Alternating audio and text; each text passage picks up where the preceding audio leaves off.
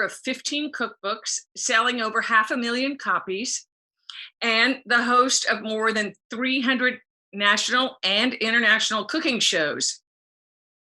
Those aired between 1986 on PBS, the Food Network, and the Learning Channel. She's written for magazines, newspapers. She had a column here in the Post and Courier.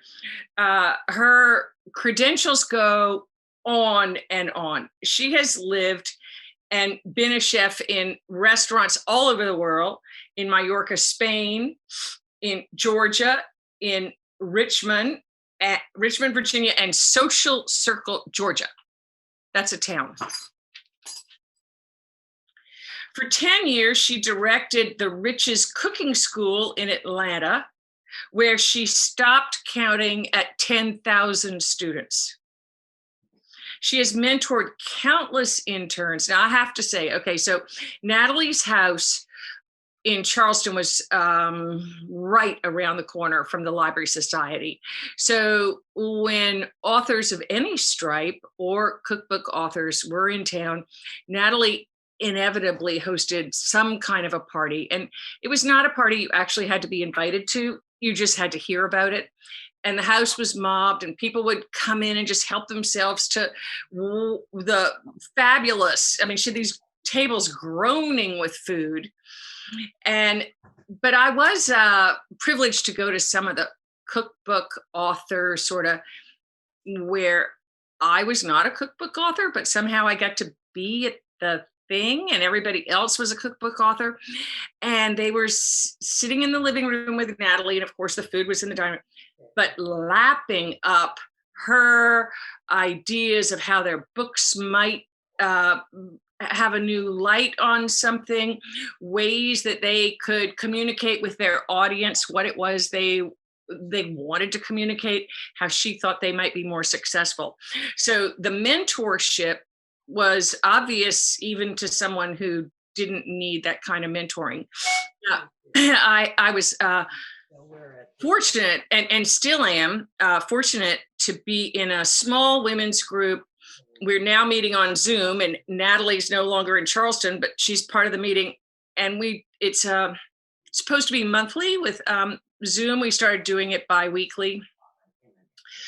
And Nathalie has proven to be the most ageless person in the group. And she calls it like it is. She says whatever's on her mind. She never feels like you don't get the sense that she ever couches things to be politically correct. She's considerate, but she is like flat out Nathalie. So I think that's what we're going to get today. I'm excited to see what she has to tell us, and all of your questions are like super welcome. Nathalie, I give you, everybody, Nathalie Dupree. Thank you, dear.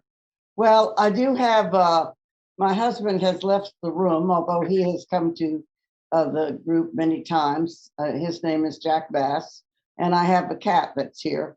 And she is now on a taco truck that you can purchase at Target. That is for scratch pads. For cats. Your cat is being marketed at Target? No, her truck. Can you see it? Her taco truck? No. No. Oh, wait. Oh, yes, I see her taco truck. Yeah, so she's on her taco truck. She's given up getting my attention. Well, I thought I would just talk a little bit about food as a way of re-entering life now from the pandemic, because we're all going to start seeing food differently again. It's been a year or over a year since I've been in a grocery store. And so I've been calling or ordering from Harris Teeter and paying the $16 for somebody to deliver it. I think that's what it is. And it has not been fun to cook it's not been the same kind of fun to cook because I don't feel any connection with the food. It arrives in plastic bags and in limited quantities. I'm not ordering enough in case someone drops in or in case we decide to call someone over for dinner at the last minute. I'm not fixing meals for four at all or six. It's just been for two. And so that gets me mostly to sautés, maybe a soup or a stew. But everything kind of felt the same for a long time. And then now we have moved to senior living in Raleigh, North Carolina, near Jack's Children. And we've had food delivered every day from the dining room. And it's very good food, rotating menu and so forth. But one of the things that has interested me is the difference. You can go down and eat, but you socially distance. But one of the things that struck me is how different the food is when we're eating in the restaurant, even socially distanced, where my husband is halfway across the room, it feels like, at the table from me, and there are just the two of us eating together. It still is not the same when it's delivered in a styrofoam box as when someone cooks it right then. And the same thing is true, of course. Can you make it talk? I'm sorry. Hello. Hello. Yeah. So we're talking about just what it's been like to feed. You need to turn up the volume. Okay. You can hear it, but I. Nathalie, you're fine.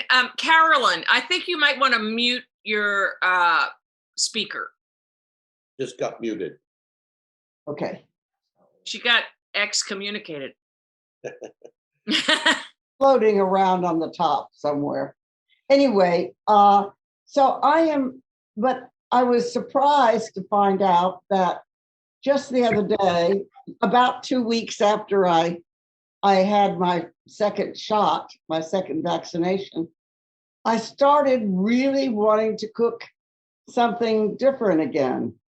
And it was when the food arrived at the Harris Teeter, I did this Moroccan dish that calls for lots of saffron and olives and so forth. And I haven't cooked that in the last year. It's like I all of a sudden feel free that I could call. All of our children are vaccinated. So one of them works at the hospital and so forth. So I could call someone and say, come over at the last minute. That something about that has made me feel free again. So if you're tired of cooking and bored with cooking, there is hope out there. There is something about the feeling of sharing food that is exciting, but also it has to do with food being a control issue. Food is really the most powerful control issue there is. And if ever we knew it, we know it now in the pandemic, because whoever controls your food controls you. Whoever shops for you at the Harris Teeter, whoever picks out the oranges or the bananas or gets you ripe bananas when You can't hear anything. I can only hear it in your hearing aids. Hi, Okay. Carolyn. You're going to have to, okay. There you are, Carolyn. Can you hear me? Okay. But anyway, you're floating halfway. Anyway, the fact that food is a control issue is something that people forget until times like this. But it's the first thing that we get to do, that we do when we are born, is to eat. And it's the last thing that we get a choice about before we die, because we get to say whether we or not we want the tubes in our arms, and we get to decide, hopefully, how we want to go gracefully. So so it is, when my mother was dying, someone gave me a hospice book, and it said that when people stop eating, that is because they're really ready to pass, that the body has a mechanism that allows them to not feel pain to the same degree by regulating what they eat or drink. They enter into a euphoria. And that has helped me a lot. It certainly helped me when Mother stopped eating, but it's helped me realize just to the extent to which nature does control our food. And it's made me feel a little freer about worrying about somebody eating enough when they're ill. So I've been analyzing. I had 2 foster children, and that was when I learned a lot about food as a control issue, because they had been in 16 or 17 foster homes by the time they moved in with me. And I was looking forward to sitting down at the table with them and having a meal. And they wanted not to sit down with me. They were sisters, and they wanted to eat by themselves and reconnect with themselves and not be part of a larger group. So I left their food in the refrigerator, and they reheated it for a long time. It was, they moved in before school started, and it was Thanksgiving before they would actually sit down and have a meal with me. So certainly I learned about food as a control issue with them. And so I'm going to throw that out as a subject that you can ask more about. Just lost it. No, I didn't. Excuse me. Somebody's got their mic on, and I can hear you chatting. Then the other part of it is that I miss the low country food. And that is something that I'm aware of. But as long as we were in the low country, we would drive to Crosby's and have really fresh shrimp and fresh fish. And since I've been here, I really haven't been able to eat any of the fish. And it's not anyone's fault. It's just that in Charleston, I was so used to how fresh the fish was that I can still tell the difference. And so I just have to work around it for a while.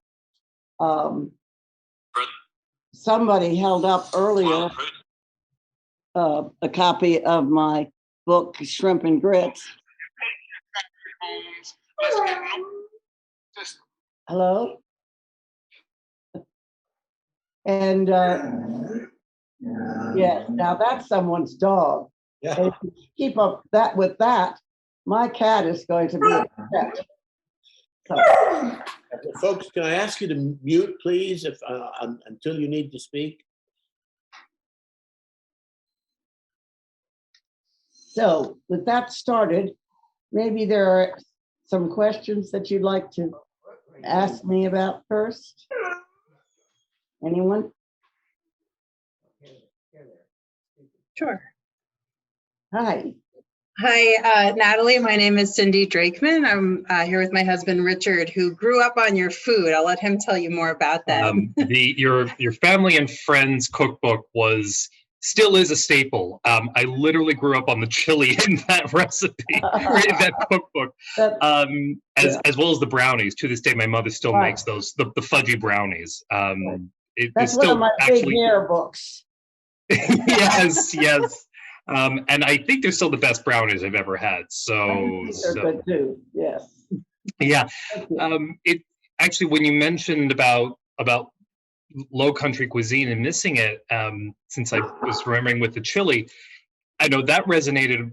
The chili was always a favorite with us because my mother lived in Colorado for about 10 years, but that's a very Southwest dish, and as you say, a lot of your food is associated with the Southeast. So when you develop recipes where it's outside of say haute cuisine, French or Southeast, where do you get those inspirations from? Especially with that one is quite spicy, I remember. Yes, well, that has to do with how big your chilies are. Everything has to do with size. And in this case, the smaller the chilies, they say, the hotter. So anyway, I get them from my friends. Now, family and friends wasn't exactly that. It was recipes from all over, from family and friends, where many of my other books are Southern in nature. But that one was a multi-generational one from all over. I had my mother's fudge as well. But I lived all over the United States and English. And I cooked something from that last night as I was talking about my wonderful, I guess it wasn't that book after all. I was thinking it was. But anyway, I cooked a chicken thigh recipe with last night just because I wanted something different that was cooked with a lot of spices and feeling very free all of a sudden to use all the spices that I have because I can replace them. I think I was kind of hoarding things, thinking, well, I'll never get to another store again. It was like if you ever were given a jar of truffles, you would keep that jar of truffles in the refrigerator for 5 years. And then at least because you didn't want to waste it. You wanted to save it for a special time. And I find that I was doing that with things here at home as well, just not wanting to use certain things that I was worried that I couldn't replace. And that's all got to do with this pandemic mentality that we have, where we really are not feeling good about doing things for ourselves the same way, and clearly that's part of it.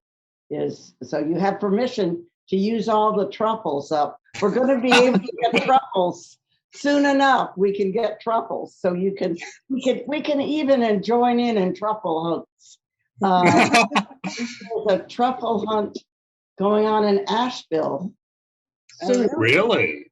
Yes, there is a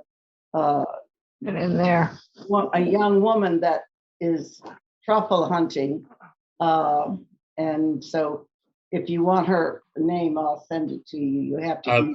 Forgive me for asking. Do they? For those who might not be familiar, this is going to sound like an odd question, but does she use pigs or dogs? That was my question. Yeah, I think she uses dogs. Okay. Yes, but I haven't asked that question. Doesn't work, does it? Because I haven't gone. But I'm really excited to do that, and I'm tempted to. Well, I want to ask her if it's too rigorous or if I could do it. Right. I've always wanted to go truffle hunting in France. Yeah, I remember Peter Mail's A Year in Provence. You read the truffle hunting sections, and they're so it just evocative, as Cindy just said, and kind of unbelievable until you realize, no, that is in fact Right. what happens. That's right. So it's right. I really would like, so I'm excited about trying to do some of that even in the region. You're getting to know something other than the low country foods, because I was in the low country for so long. And why would you go out of the low country for food when you're there, because there's such an abundance? But Mrs. Well, anyway, someone held up shrimp and grits, and I was telling her earlier that I make. I just, yeah. Yeah, there it is. I make all my grits in the microwave. Really? Yes. How do you, I use a giant batter bowl, one of those Anchor Hocking glass bowls like a Pyrex. Yeah. 2 quart or something. And I add the liquid. It's always 4 to 1, no matter what they say. You can't go wrong with 4 to 1, where you can, they seem to always ask for less liquid and say that it takes less time to cook.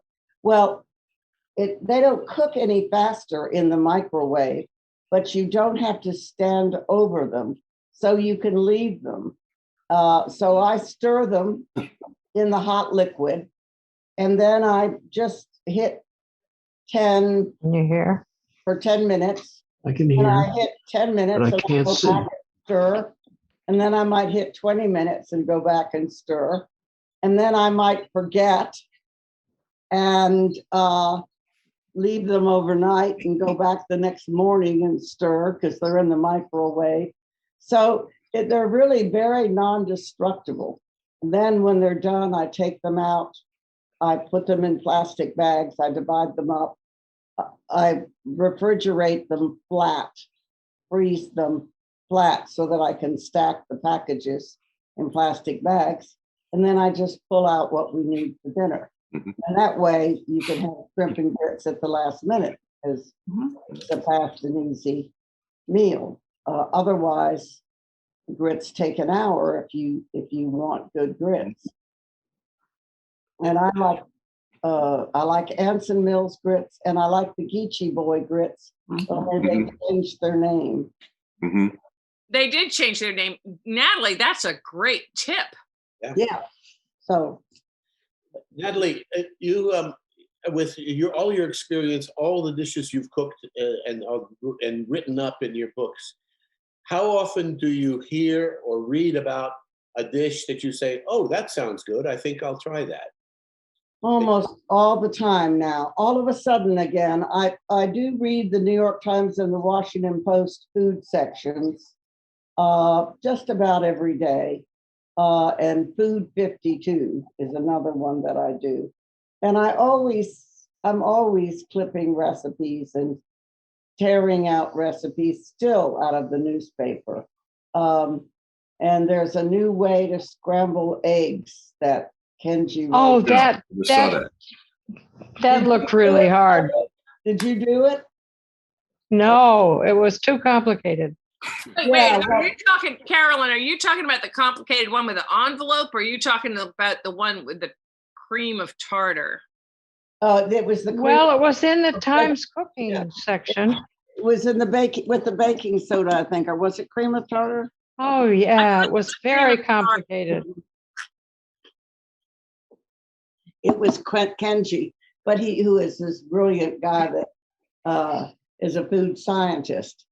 And he goes to a little more trouble than what I would like to. And I also am not, I'm apparently don't have his palate, because I don't always like to spend that much time, particularly on breakfast. Actually, we have breakfast for dinner more than we do for breakfast, because my husband makes his own muesli. He makes a You mixture. can't hear? I What you can doing? hear, but I can't see anything. All I can see You is can't. us. Well, you're gonna have to hit, Carolyn, hit video.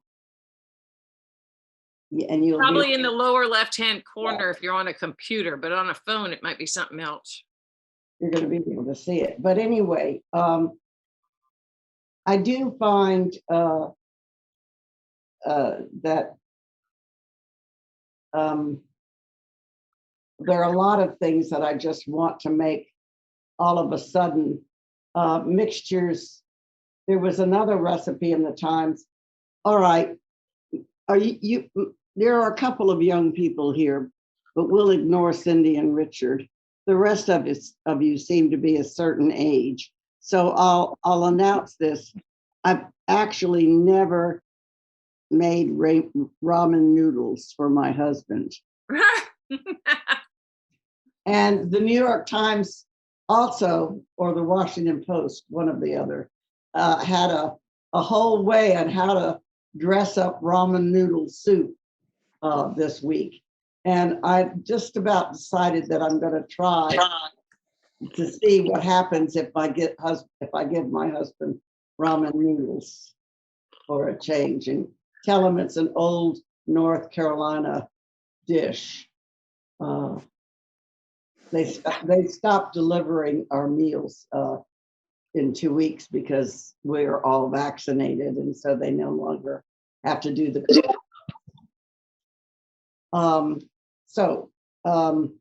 This was my latest book, which is favorite stories and recipes, and that's what it is. It's just all my favorite recipes. And one of the things in here is also is the breakfast shrimp and grits. So that's what this is. And this is a simple one with just water. But of course, it's always That's better. or stock. So do you have any other questions that you want to ask about? Yes. Yes. Did you have a favorite place for buying shrimp in Charleston? I know you mentioned Cosby's. We were buying it at Huff's out on Folly Road, but I think they've closed recently. Yes. Well, of course, I don't know who's closed, but we occasionally bought Huff's. But we found out that we just was Crosby's, Mitchell Crosby's a friend, and actually when I did a dinner at the James Beard House, the Crosby sisters donated the shrimp, and we took it up live on the plane without telling anyone it was alive, so that we would be, it would be fresh. But that's where I get mine. But Shem Creek too, and certainly there's that place that you go down, you get off the main road in Shem Creek and go down. Right, Bowen's Island. Oh well, no, that's another one. That's off of Folly. Oh, but there's a place right before there that I haven't tried. Right. A place right before the Bowen's Island. Okay. Well. Yes. But in Mount Pleasant, there are lots of good ones at Shem Creek. Several good ones as well. So, and I buy my shrimp also, and I get them to give me whatever liquid they can, whatever water sort of rolling around, and I freeze it in freezer bags, flat once again, but I add water. I freeze it flat, and then I cover the water and freeze it so that it's covered with the shrimp or house. So Good I idea. don't know why you're not on there.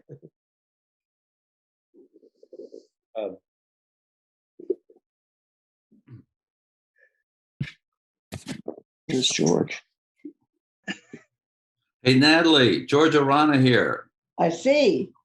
So I really resonated with your opening remarks about how we've all missed the business about gathering around a table and having a meal, and how a meal is so much more than the meal. So last night we had a visitor from New York City. We were all vaccinated. It's the first time in a year. Yes, I mean, it must be a wonderful feeling to have someone over for dinner. Right. And he just dropped in and brought a bottle of wine, and we were cooking up some spaghetti sauce. And he actually brought some pasta from New York City that was just spectacular. Wow. And we sat around and we drank too much wine, and we made some really bad spaghetti sauce.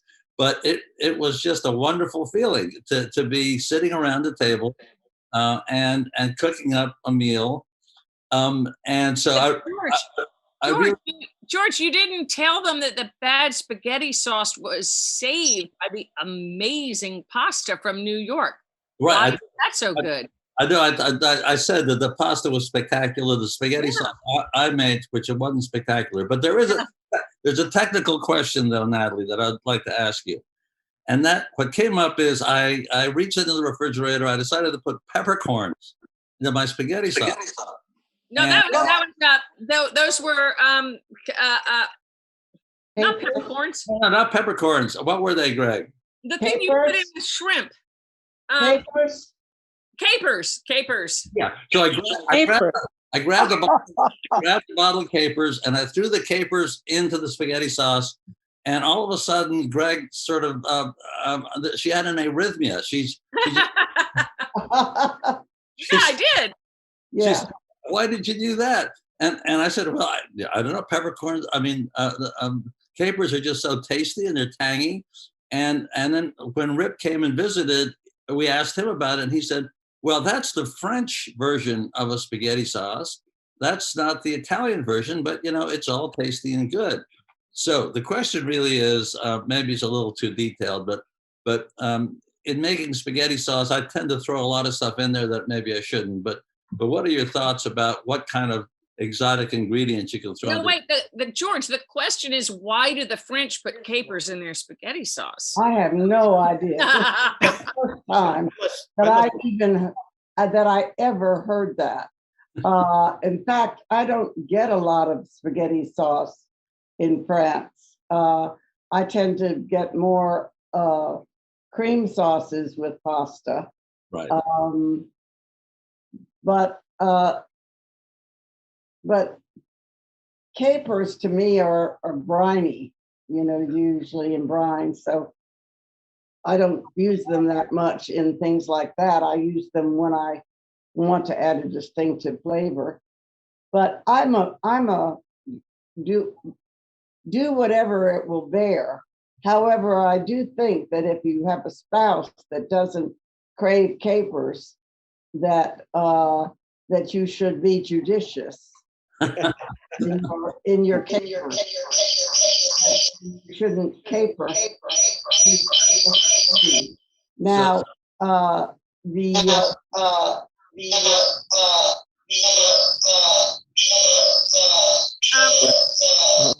Okay. Can I just say, Carolyn, you and William are both on at the same time, so at least one of you has to mute your machine. Okay.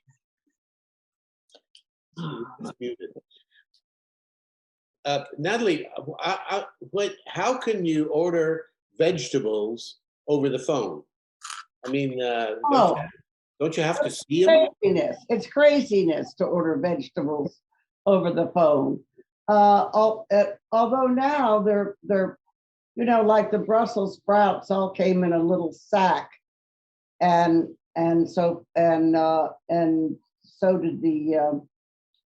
the okra that I purchased. So I can't wait. Apparently there's a farmer's market that's going to open up about 2 blocks away, and I'm longing to go to a farmer's market. I'm just longing. I can't wait till the summer, when enough people will be vaccinated that we'll be able to just go shopping for groceries at the farmer's market and have things. So, the thing that I always liked in the spaghetti sauce was mushrooms. Sauteed mushrooms was my mother's specialty, but I believe that we used cans, and I still thought they were better than just plain mushroom spaghetti sauces. So Well, Natalie, it's Cindy again, if you don't mind. Oh, You're mentioning the farmer's market made me think, are we okay? Okay, there we go. Made me remember, think of a time when I lived in New York about 10 years ago, and I belonged to one of these farmer co-op shares where, you know, every week or Right. every couple of weeks, they'd drive a big box of just whatever the farm had in abundance that Right. week. right. And I would get all kinds of things that I was totally terrified of, like huge things and lots of butternut squash that I did not know what to do with.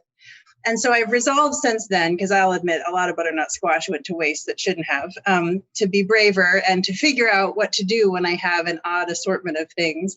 And so I was wondering if you have like a go-to recipe when you're confronted with a bunch of odds and ends in your kitchen, or a bunch of stuff that looks great but maybe doesn't speak to an obvious recipe that you would use it for? No, it's fine. Well, the Times is running a series, has a new book out on no recipe cooking, which I think is going to look pretty good. And I think the one today or yesterday was Brussels sprouts, spaghetti, and just bacon bits on the top. When my husband grocery shopped, he just found the cut up squash for sale at the Harris Theater. They cut up cubes of butternut squash and sweet potatoes. And I found that I just roasted them, and then I could do anything with them. I could puree them or whatever, and I could freeze them roasted and then just pull them out if I wanted a soup, puree them, or I could, or just roasted. They were good by themselves. So that was really the favorite thing that I did with the butternut squash. I tend to roast almost all my vegetables now. I very rarely do anything else. But I say that in that I had a portable oven, which I no longer have. And I haven't gotten used to this oven yet. You know, ovens, there's a big lie out there that says that all ovens are the same. And it's just not true. And that anybody can cook on any oven. It's not true. It's not true. It's very difficult to transfer from, say, gas to electricity, and then even more difficult to switch to a flat top, I find. So there are a lot of gradations, but I think when you talk about food as being a control issue, we're not on the farm anymore, so we don't realize how much canning was a part of their life, and how much was put up when it came in, so that they didn't make themselves eat everything one day in a row. They put it up for all winter long and spread it out. Where when we get those big boxes from the CSAs, we feel that we have to eat it all in a row. And as I say, I learned that you can just roast your vegetables and freeze them. That said, I think there's a place in hell for whoever invented the side-by-side refrigerator freezer, because they're very small little things here, and there's hardly enough room to freeze anything. So there are a lot of things that I didn't appreciate at the time that I miss now. One is my big freezer, which I had to keep in the bathroom in Charleston, but it was fine. People didn't complain. Your freezer in the bathroom was the best idea I ever saw. Well, yes, because other than that, I wouldn't have had a place for it. Right. Yeah. So, and I'm tempted to go get a freezer and put it in the spare bathroom here now too. It does seem excessive, except that I do have this silly side by side. Does anyone really like the side by sides? I don't even like the ice that comes from them. Why? What is the purpose? Anyway. No, in fact, I guess they were trendy at a point in time. My mother, the one who's cooked her way through family and friends, when they renovated their kitchen, insisted, nope, a freezer bottom with the pull-out freezer would not do a side-by-side for that very reason, because that way Yes. she can put sheet pans into the refrigerator if she needs to. Exactly. That's exactly right. I'm going to get them there.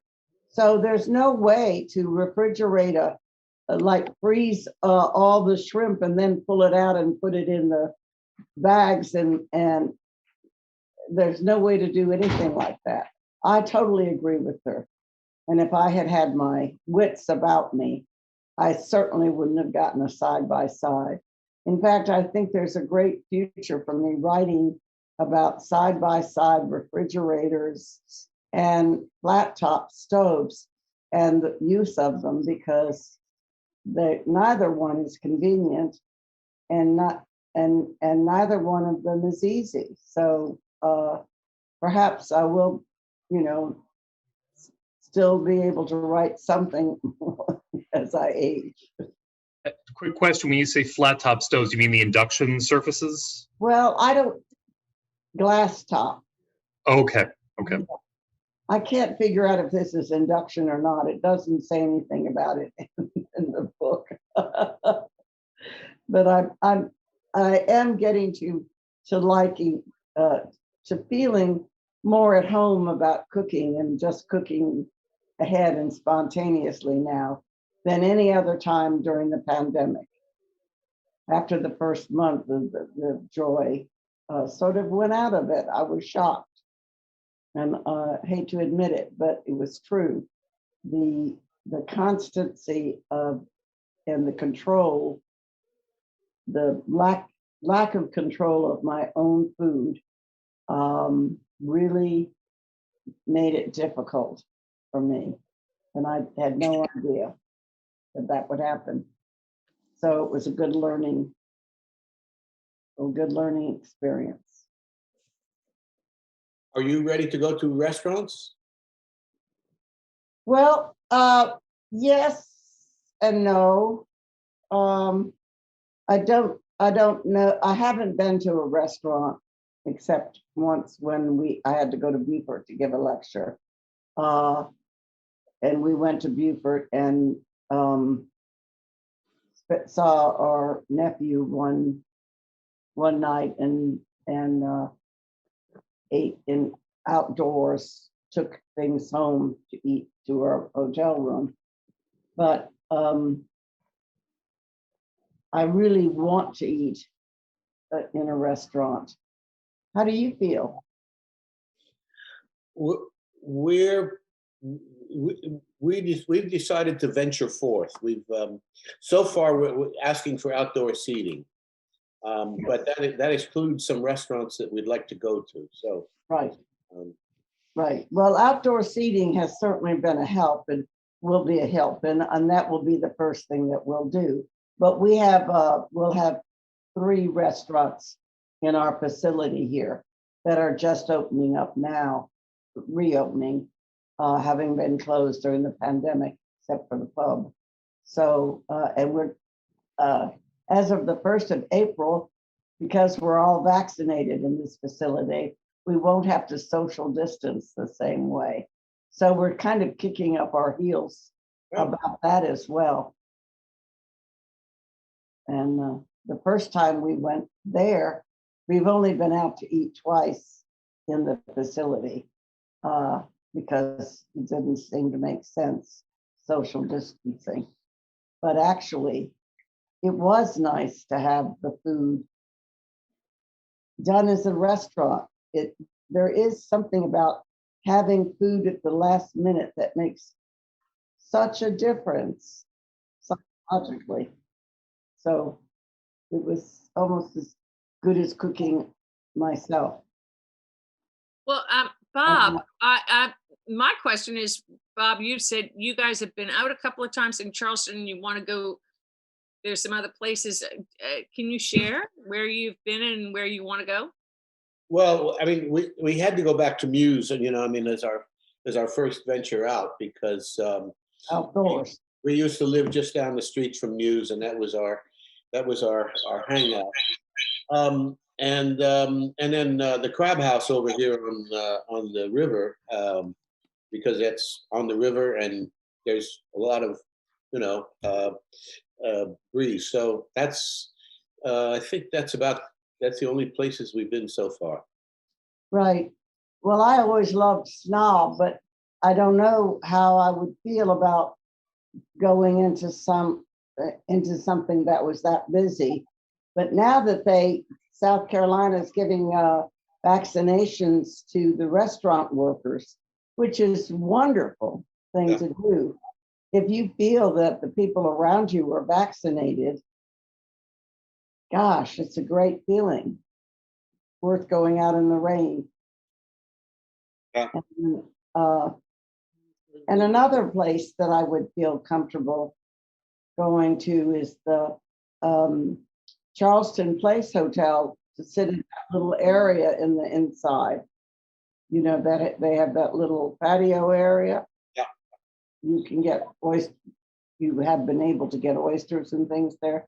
That would be a good place to go too. And then, of course, the Mike Gladys restaurant has an outdoor seating area as well. So there are places. What about in Hilton Head? Are you folks going out to eat?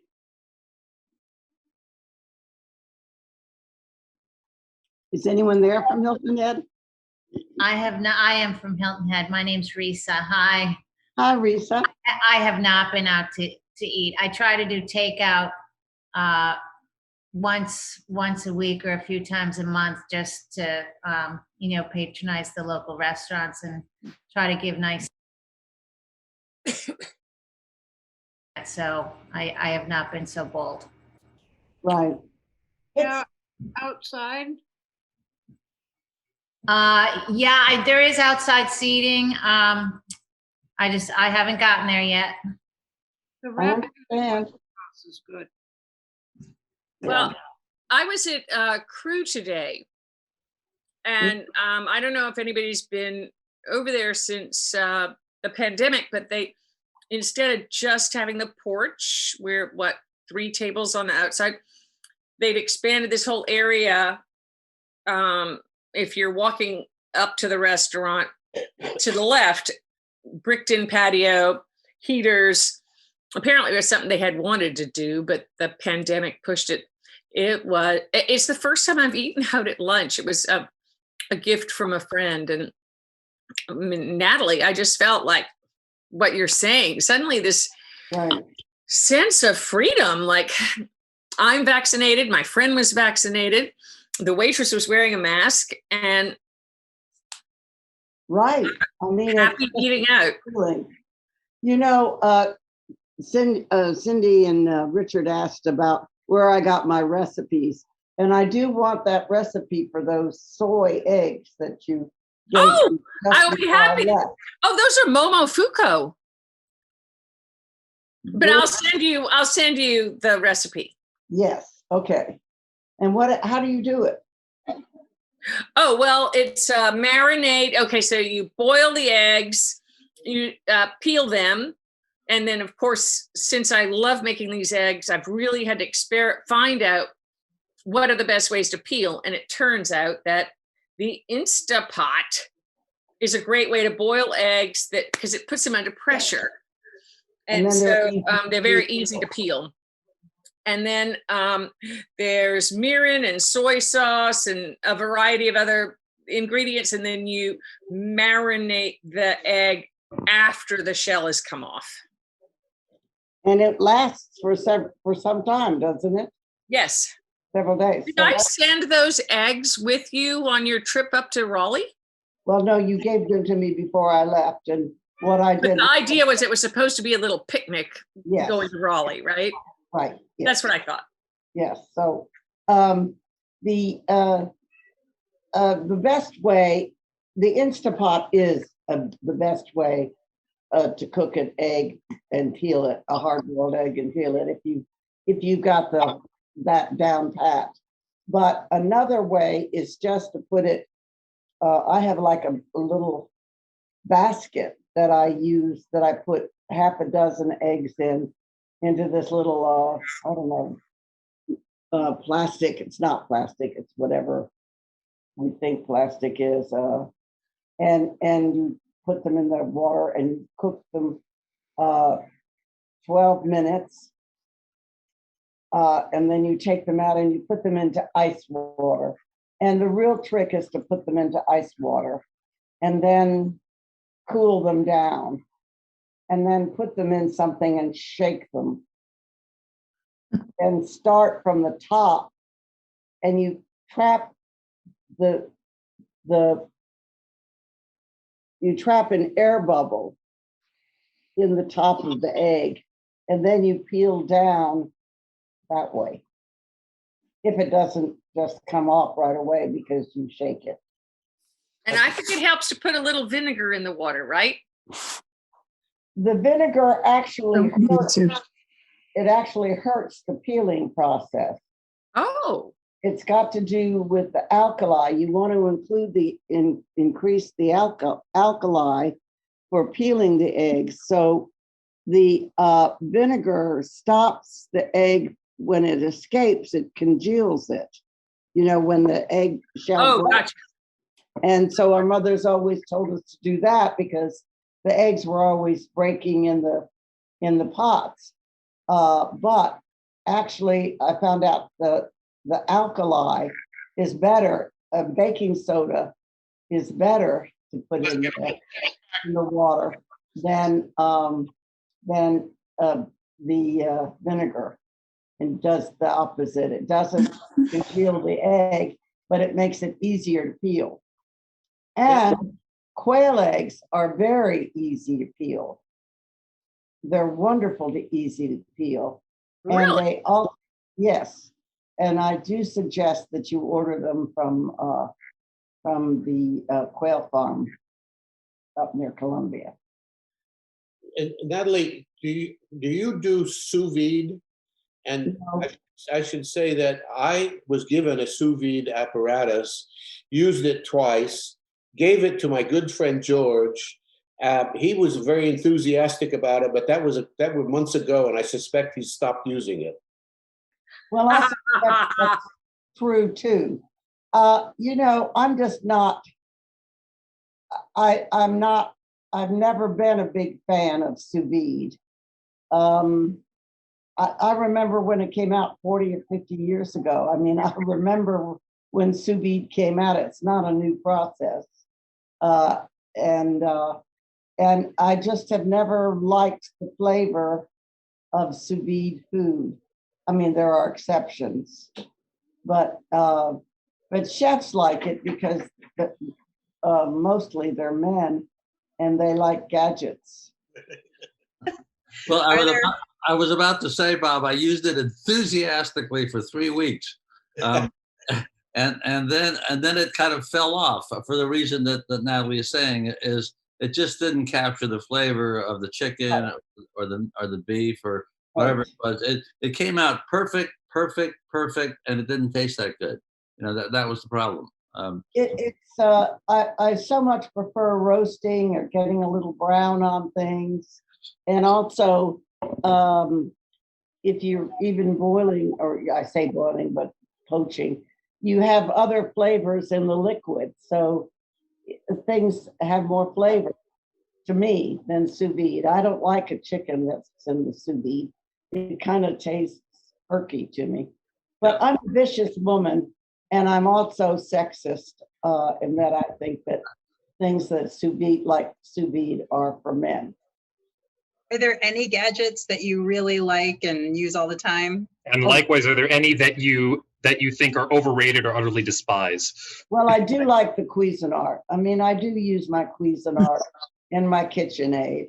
And I purchased a number of gadgets for grating and slicing and things like that, like the zesters and things like that. But I don't find electric gadgets to be as forthcoming as I want them to be. Yeah, we use our Instant Pot a fair bit, but not a whole lot of other things. I think the Instant Pot, particularly for there used to be this thing that people would do that would go out to work and then come back.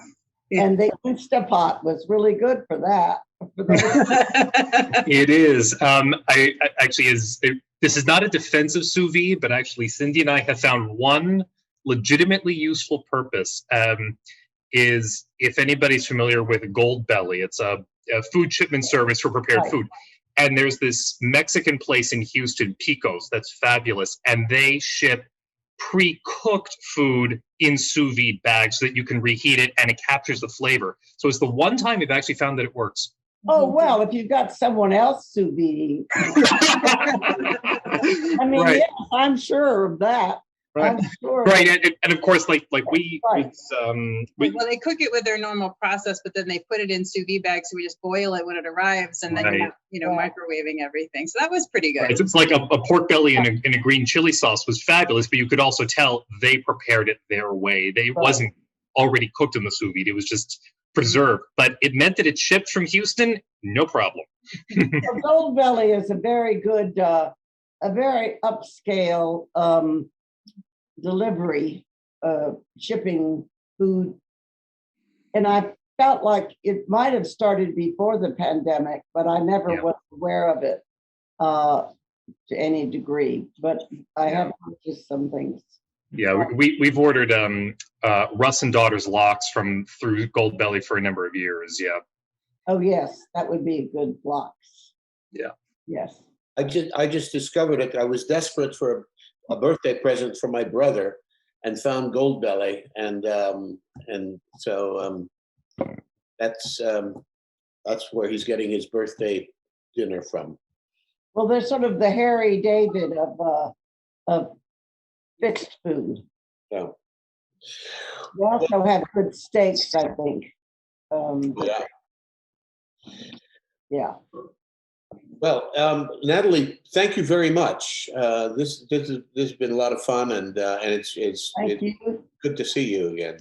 Well, it's good to see all of you. Thank you for tuning in, and good to see you again. Come to Raleigh. I'm coming back down to do a fundraiser for the museum in the summer. I think it's June. So Okay. I'll be back. And I can't. Well, everybody I know who goes down Queen Street talks about your yellow house with your purple triangles and how sad they are you aren't in it anymore. Oh, that's hers. I didn't realize that. But Yes, that was ours. And the triangles, Diamonds. diamonds. The diamonds were put on by Jonathan Green because to make it a Gullah house. You know, there were a number of houses that he marked as Gullah houses when he did Porgy and Bess. yeah, But my husband wrote a book called Porgy Comes Home, which was about when Porgy showed him this house. Mhm. And so he made us an honorary Porgy house. Oh. And I don't think the real estate person really loves my diamonds, but they're just, attached. They come right off. well, Well- Natalie, what I hadn't realized is that the outside of the house and the inside of the house are the same color. And this is the year Pantone has chosen that color for this year. So it ought to be a hot I know. commodity. I know, I made sure my real estate person knew that. Yeah. She's very good. I explained to her, that, you know, the diamonds might be widely appreciated, but that the color was the color of the year. Thank you so much for joining us. Yep. Thank you. Hey, thank you. Thank you. Bye-bye. Thank you so much. Be well, everyone. Yes, Nice to see you, our Hilton Head friends. nice to meet you. Okay. Good night, everybody. Good night. Thank you, Good Bob.